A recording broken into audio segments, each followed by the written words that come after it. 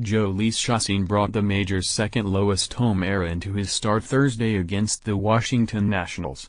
On the surface, what ensued did little to affect his reputation as a force in downtown San Diego.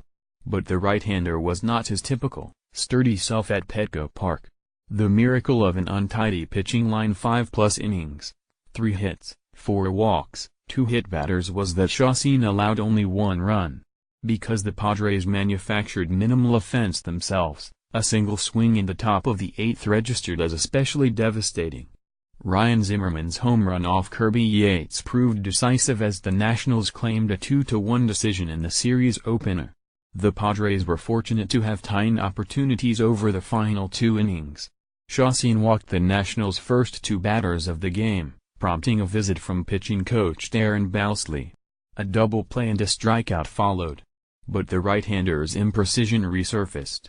After pitching around a pair of singles in the second, he did himself no favors in the third. A lead-off double by Howie Kendrick preceded a sacrifice by Wilmer Difo.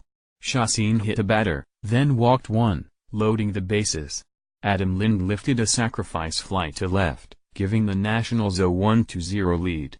Chacín clipped yet another batter. Balsley went to the mound a second time. Balsley told me I was flying open with my front shoulder, Chacín said. I was trying to quick pitch sometimes, trying to hold myself back, throw strikes. It worked out better in the 4th and the 5th. Chacín retired the next 7 batters, including 4 straight via strikeout. But he already had expended considerable energy. His mechanics were off the first few innings, and he was working around guys, manager Andy Green said. He wasn't sharp, he wasn't crisp, but he managed to navigate those first 3 innings.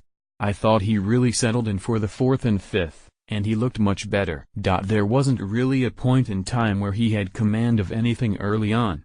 It's tough to hold that team to 1 run when you're throwing like that. We were fortunate.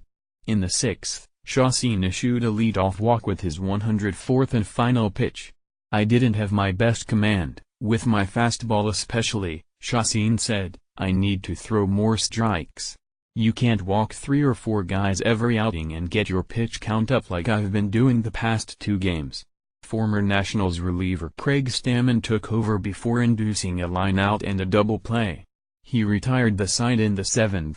The Padres had tied the game in the bottom of the 3rd. Manuel Margot, who doubled, scored on a single by Jose Pirela, but the score remained deadlocked into the 8th.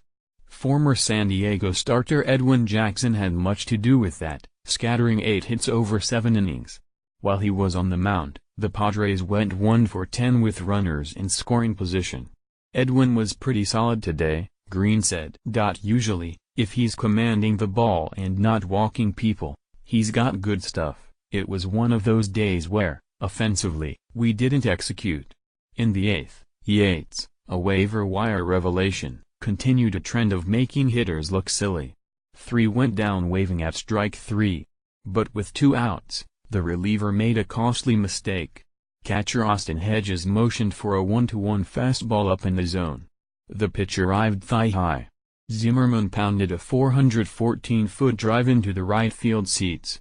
The Nationals' first hit since Kendrick's 3rd-inning double would be enough.